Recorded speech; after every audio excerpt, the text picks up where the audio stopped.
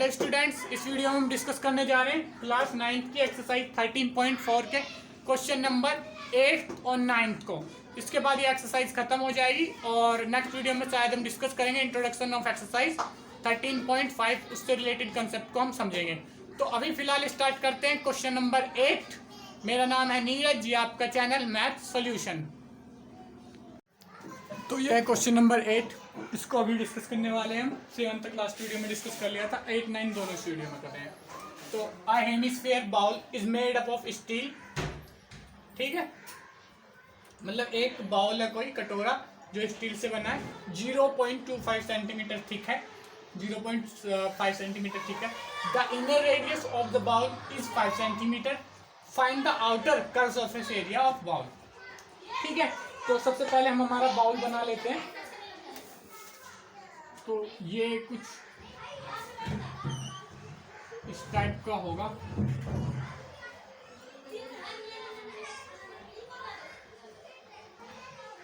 ठीक है, हेमिस्फीयर बनाने की कोशिश करना। तो ये हो गया आउटर, और क्योंकि इसकी थिकनेस है तो एक इनर भी होगा।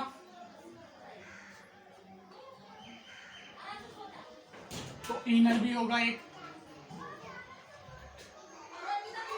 इस तरीके का कुछ ये होगा। ठीक है, अब ये सेंटर है इसका, तो ये पहली वाली रेडियस को R1 मान लेते हैं, जो कि हमें दिया हुआ इनर की रेडियस कितनी है, 5 centimetre. The inner radius of bowl is 5 centimetre. यहाँ पे लिख देते हैं 5 सेंटीमीटर R1। उसके बाद बाहर वाले की कुछ रेडियस होगी, ये सारी यहाँ से यहाँ से यहाँ से ये सब बराबर ही होंगी। ठीक है, पूरे की। मेरा फिगर थोड़ा अलग लगा, यहाँ से थोड़ा सा श्रिंक हो गया है, पर ये सारी रेडियस बराबर होंगी। ठीक है, तो यहाँ से यहाँ तक ये R1 है और ये पूरी ये R2 है। ठीक है, पूरी मिला लो तो R2 है। तो R2 कितनी होगी, ये थिकनेस कितनी है, 0.25 सेंटीमीटर। तो R2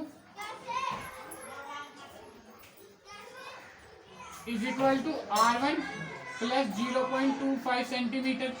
ये दिख रहा है क्योंकि 0.25 सेंटीमीटर ऐड हो जाएगा। अब R1 हमें पता है 5 सेंटीमीटर, तो R2 is equal to 5 plus 0.25 is equal to 5.25 centimetre. तो अब हमें बाहर का निकालना है। बाहर की रेडियस इसीलिए निकालिए क्योंकि हमें बाहर का कर्व सरफेस एरिया निकालना है। Find the outer curve surface area of bowl. तो बाहर का एरिया निकालना, तो इसलिए बाहर की रेडियस निकालिए। तो अब करते हैं इसको सॉल्व। तो बताइए, curve surface area of hemisphere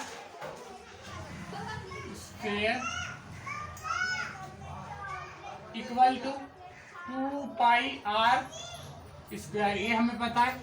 R यहाँ पे कौन सा यूज होगा, 2 पाई R यहाँ पे होगा R2 यूज, R2 स्क्वायर। तो ये 2 की जगह पे 2, पाई की जगह पे 22/7 इंटू R की जगह पे क्या आ जाएगा, इसको 2 लिख लेते हैं, R स्क्वायर को R2 इंटू R2, और ये नीचे आ जाएगा 2 इंटू 22/7 इंटू R2 की वैल्यू 5.25 इंटू 5.25। अब इससे ये कट जाएगा, इससे ये कट जाएगा। मैंने ऑलरेडी काट के देख रखा है, पर एक बार मैं करके दिखा देता हूँ इसको। 0.75 आएगा, 7 divided by 5.25 is equal to 7 7 या 49। पॉइंट लग जाएगा पहले, क्योंकि 5 से डिवाइड होगा नहीं ये। ठीक है, 0 पॉइंट लग जाएगा पहले ही, क्योंकि 5 से 7 डिवाइड होगा नहीं। 2 को लेने के लिए हमें पॉइंट लगाना पड़ेगा। तो 0.7 आ गया, 7 7 या 49। तो यहाँ से 3 बच जाएगा, 12 में से 9 माइनस 3, 4 में से 4 माइनस 0। तो यहाँ से 5 आएगा, तो 35, 7 7 7 5 जा 35। इस तरीके से 7 5 जा 35, यहाँ पे 0 पॉइंट ये आ जाएगा। इन दोनों को कट के हम लिख सकते हैं। तो यहाँ से आ जाएगा 2 इंटू 22 इंटू 0.75 इंटू 5.25। अब इसको करोगे तो 44 इंटू 0.75 इंटू 5.25। इसको करोगे, इन दोनों को करोगे तो 33 आ जाएगा। 33 इंटू 5.25। अब इससे पहले कि इसको आगे बढ़ाऊं, आप थोड़ा नोट करके इसको लिख लो, ठीक है। आई होप मल्टीप्लाई आपको करना आता होगा, ठीक है। ये जो मैंने करे हैं यहाँ से इसको 44 ले आओगे आप, 44 को 0 पॉइंट करने से इससे 1/3 कर देंगे तो ये आ जाएगा। ये आपको पता होगा। एक बार दिख रहा है कि नहीं दिख रहा है ये देख लूँ मैं। हाँ दिख रहा है यहाँ तक तो ठीक है। तो फटाफट इसको नोट करो, फिर बढ़ते हैं आगे, ठीक है। तो मेरे हिसाब से ये नोट कर लिया होगा। तो मैं बाकी का इधर लिख दूं या इधर लिख दूं? चलो इधर ही लिख देता हूँ, या इधर कैलकुलेशन के काम आ जाएगा, इसको मिटा ही देता हूँ मैं, ठीक है। तो यहाँ तक ये सॉल्व कर ही लिया होगा नीचे का, उसके बाद अब सॉल्व करेंगे, ठीक है। नीचे तक यहाँ तक लिख ही लिया होगा, तो उसके बाद कब सॉल्व करेंगे। तो हमारे पास क्या आ गया था, 33 इंटू 5.25। अब इसको मल्टीप्लाई करके देख लेते हैं क्या आता है साइड में। तो 5.25, 2 के बाद पॉइंट लग जाएगा तो डायरेक्ट 33 से मल्टीप्लाई कर देते हैं। 3 5 जा 15, 1 कैरी, 3 2 जा 6, 1 7, 3 5 जा 15, और फिर यही आ जाएगा same.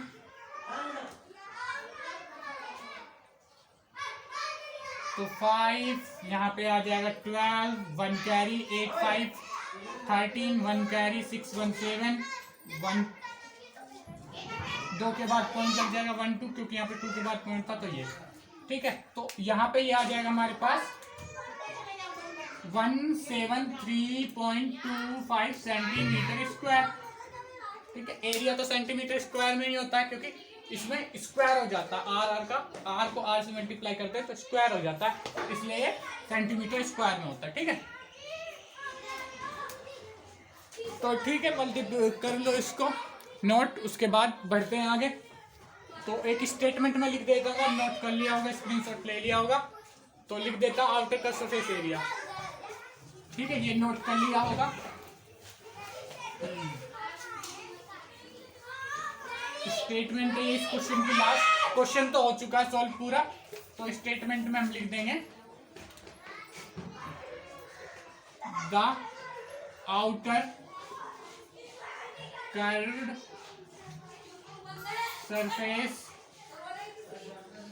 Area of the bowl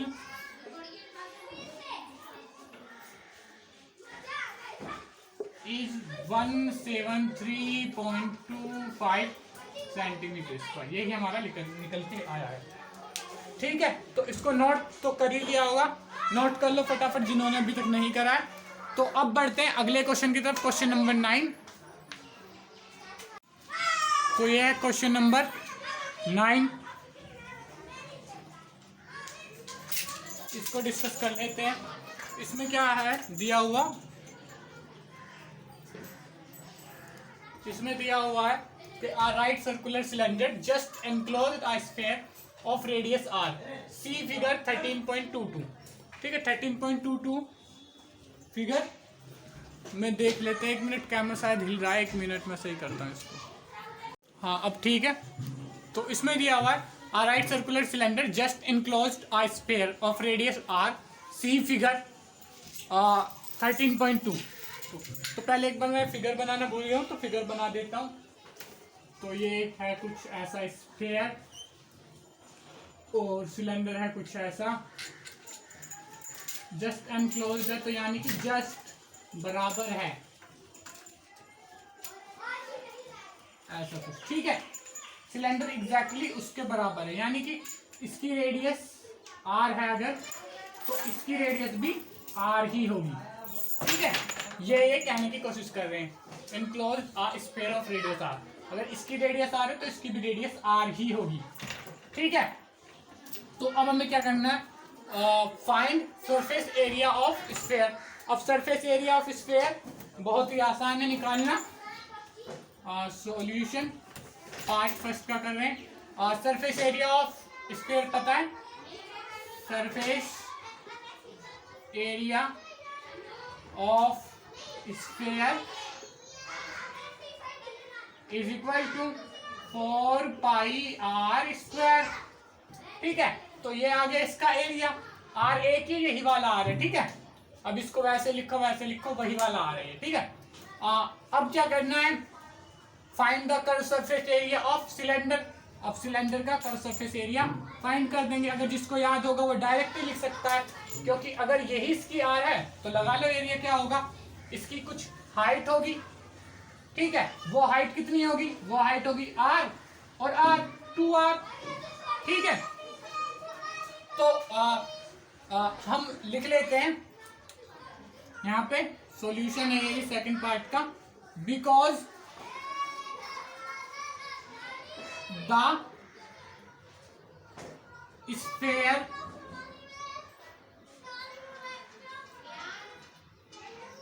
because the circular cylinder, because the cylinder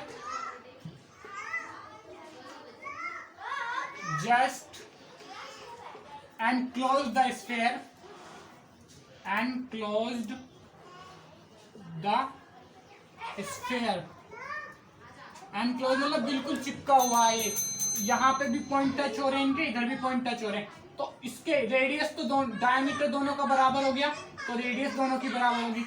height क्या होगी 2r। ठीक है, ये देखने की कोशिश करो। ठीक है, sphere so radius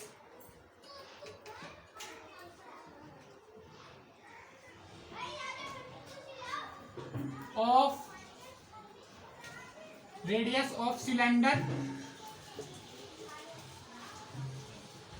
is equal to r, या यूं लिख लो radius of sphere, height of cylinder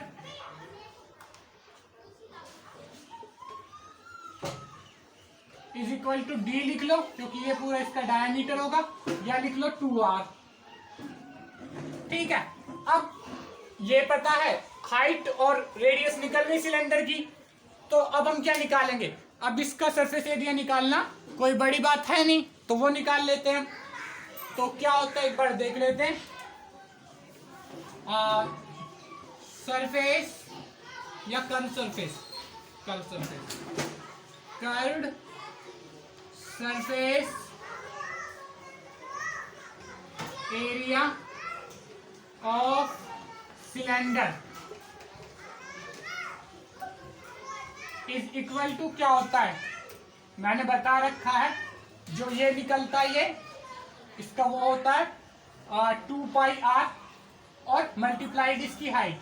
तो क्या होता है एरिया, जिनको डेरिवेशन नहीं देखी वो डेरिवेशन जाके देख सकते हैं इसी चैनल पे, मेरी 13.3 का इंट्रोडक्शन देख लो, उसमें होगी शायद। ठीक है, तो सिलेंडर का सरफेस एरिया क्या आ जाता है 2 पाई r h। ठीक है, 2 पाई r h, तो यहाँ पे क्या आ जाएगा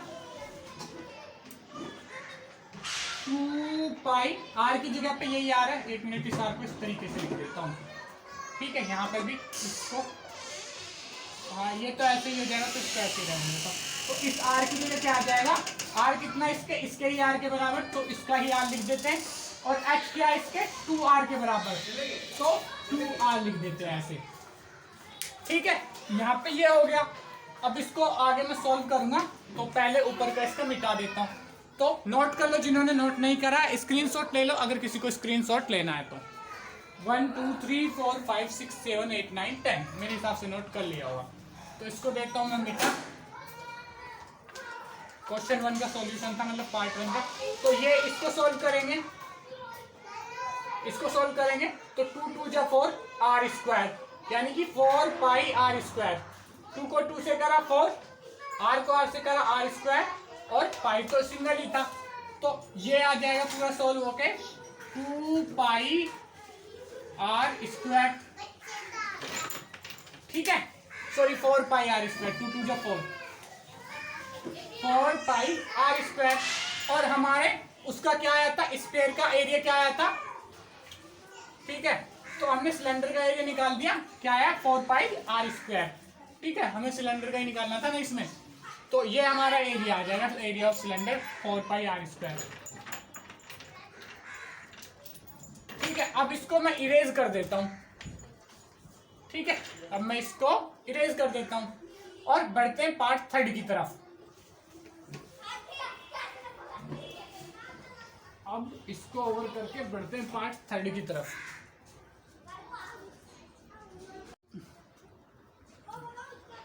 तो ये आया था हमारा area of cylinder, area of cylinder, और जो एरिया ऑफ स्फीयर आया था वो भी इसी के इक्वल था, ठीक है। 4 पाई आर स्क्वायर ही आया था स्फीयर एरिया, ठीक है। तो ठीक है, अब हमें थर्ड में क्या निकालना, ratio of area obtain first and second. तो दोनों में यही आया, तो रेशियो क्या हो जाएगा 1:1। तो हम लिख लेंगे इस तरीके से, कुछ सॉल्यूशन कर लेते हैं हम डिटेल में, ताकि इतना दिख जाए एग्जामिनर को, ताकि समझ में आ जाए, ठीक है। Ratio between